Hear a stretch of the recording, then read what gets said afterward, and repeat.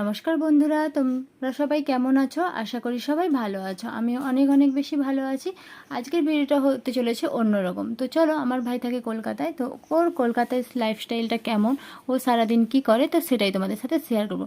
তো দেখো, প্রথমে ও পুজো করে বেরিয়ে পড়ে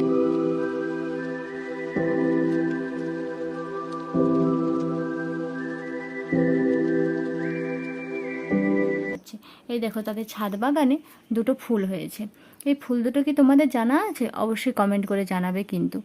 তো চলো বন্ধুরা, দুটো পাতাবাহার গাছও আছে। এবার চলো, অনেকটা বেলা হয়ে গেল, এবার রান্নাঘরে যেতে হবে, বাড়ি ফিরতে হবে। তো চলো, কী কী রান্না করা যায় দেখা যায়। এসেই দেখো, চালটাকে ভিজিয়ে নিয়েছে এবং ফ্রিজ থেকে মাছটা বের করে নিচ্ছে।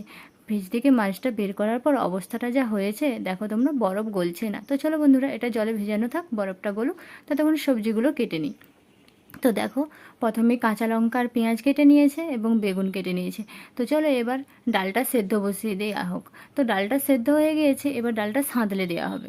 তো চলো, এবার ডালটাকে সাঁতলাবে, 5 ফোড়ন আর কাঁচা লঙ্কা পেঁয়াজ একটু ভাজা ভাজা হয়ে গেলে ডালটা সাঁতলে নিল।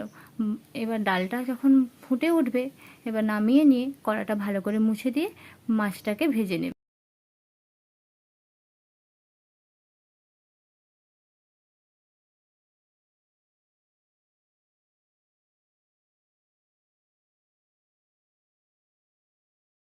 তো মাছটা হালকা করে ভেজে নিয়েছে।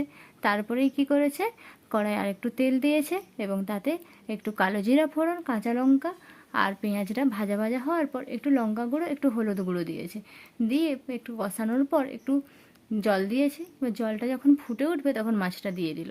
তো মাছটা যখন ফুটে উঠলো, তারপরে দিয়ে দিল বেগুনটা। তো চলো, মাছের পমফ্রেট মাছের ঝালটাও হয়ে গেল। তো বন্ধুরা, আজকের ভিডিওটা কেমন লাগলো অবশ্যই লাইক শেয়ার কমেন্ট করে জানাবে। আজকের মতো ভিডিওটা এখান পর্যন্ত, আবার অন্য কোনো দিন